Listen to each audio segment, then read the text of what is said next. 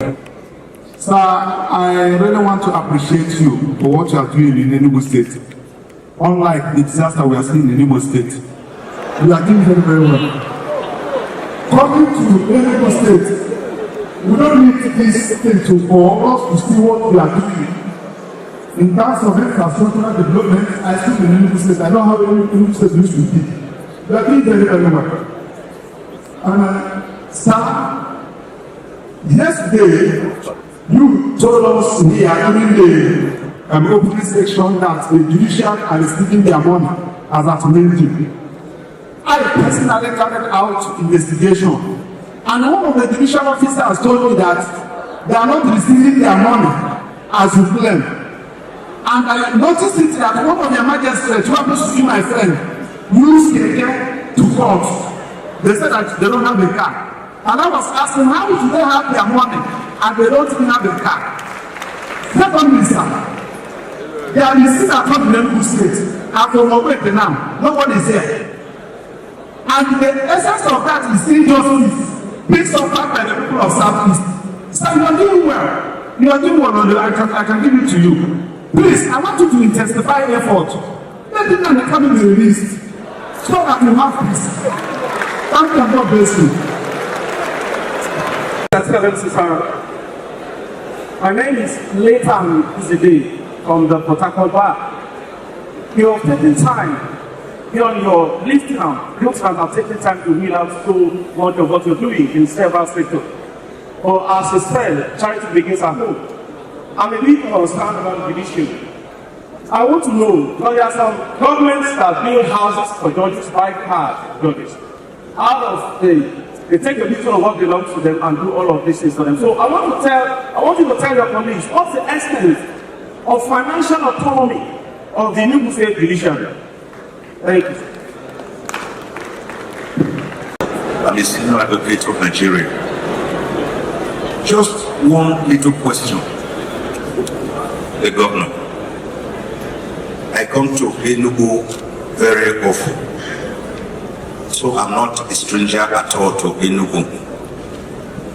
But it will be difficult for me to deny that I have not seen some ground-breaking changes.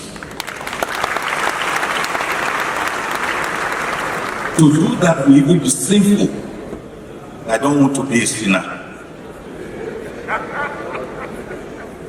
Now, the question I want to ask, based on this theme of transformational leadership, a theme I have written extensively on, how are you able, or have you been able, in a highly politicized environment, an environment that is shark infested by political buccaneers,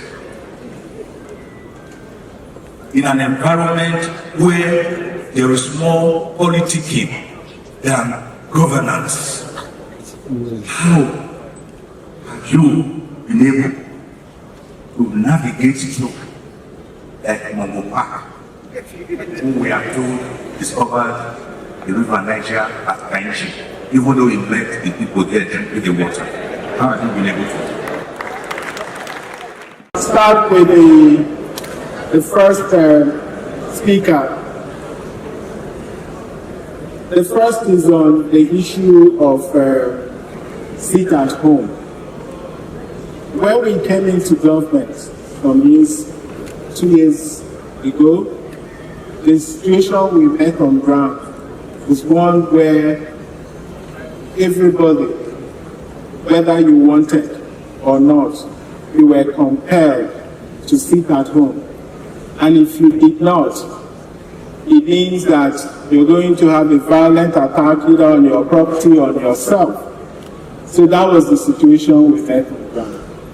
But I can tell you today, even in the Obete, you just made reference to, those who want to come to work, who want to trade on Monday, trade there in peace and in safety. And of course, you're a lawyer. You're not going to compel somebody who due to his own, some political undertone or his political leaning decides to stay at home. It is not my job to compel that person to come to the work. But I can assure you for free that if you do want to come to work on Sunday and operate in a safe and secure environment, you are free to do so, and it's happening everywhere in Enugu. And today is Monday. You can just do your survey and do your assessment. That's on that. For us with the judiciary, given our background, we take the judiciary very seriously. Okay? We respect the autonomy of the judiciary. And everything that we do with the judiciary, we go through the budgetary process. And once those items are captured in our budget, we implement them to the latter. They actually get their funds from the state consolidated revenue funds. And that's what happens here. Okay, and they determine what they have budgeted. So if indeed there is issue of vehicles, they need to, of course, by now we have started the budget review committee is already set up. And the core circulars have all gone out. So it's expected that all the various ministries, all the different arms of government will be able to bring in their budget, and it will be debated. Once those items are captured in the budget, they are then implemented from a frontline revenue position. And I think that addresses that. The next question was on so I think he talked about the judicial, so we will address that.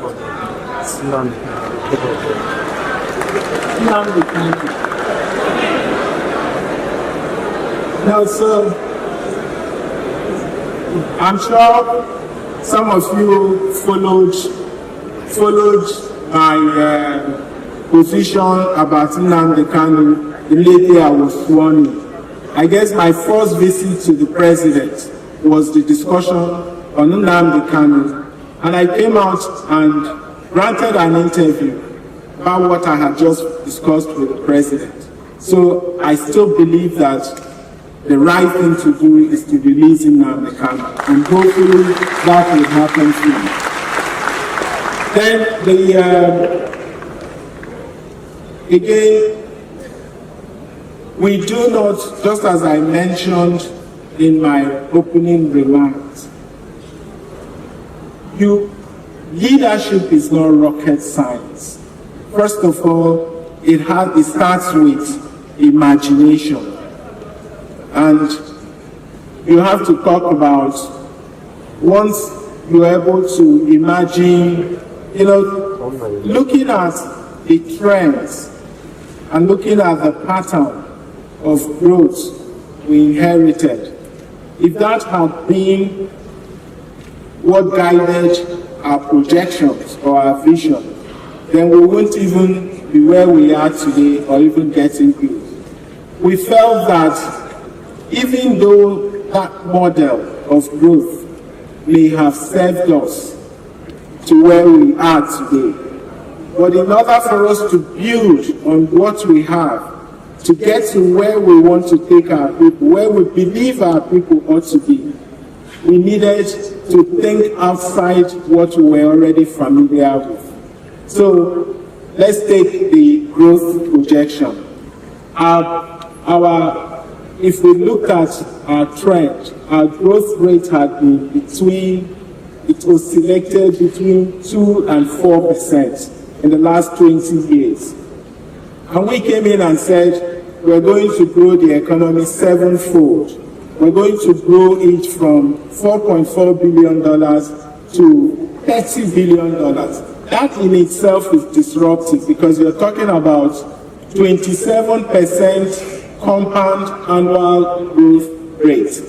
So how do you reconcile that? You could have the critics or the naysayer challenge that, but we then immediately added that we're going to deploy disruptive innovation. Disruptive in a positive sense. It means we have to interrogate the status quo. We have to basically do things differently and do a quantum leap, which is largely what we have done, because we cannot build the infrastructures we're talking about if we don't have a revenue model that supports that.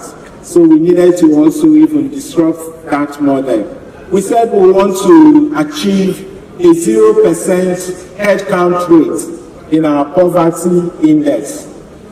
That also meant that we are moving from 58% poverty headcount rate that we inherited to 0%. The trend did not support that.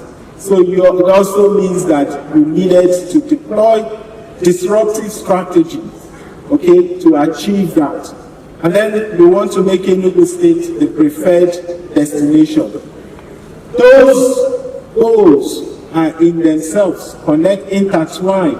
If you want to grow your economy, you need to be able to, on your own as government, you're unable to achieve that. That means you need to attract private sector.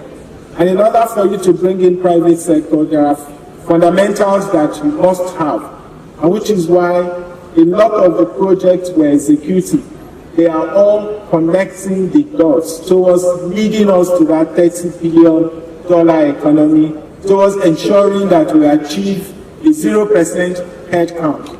And for us, this is just the beginning, because we're just laying the foundation. And there are still a whole lot to come, where, $30 billion economy is not a child's play. And we understand what it takes in order to achieve that. That's why we're targeting achieving a 3 million visitors in 2027. And we're not just wishing that into existence. We're also putting in place the structure to attract that number of visitors. And so we're pushing. We haven't done anything crazy in terms of the things we have accomplished. One of the things we're also very excited about is what we're doing in the education sector. I mean, you tend to see the conference center, you excite where it's beautiful, it's nice. But the truth is that the real funds we're spending as a state is going to education, it's going to healthcare. 55% of our total budget is dedicated to social services. And that is where we see this poverty thing, how we can lift our people out of the poverty pit. Building 7,000 classrooms within 2 years, not just classrooms, but making sure that each classroom is equipped with modern digital facilities. So it is thinking outside the box. Thank you.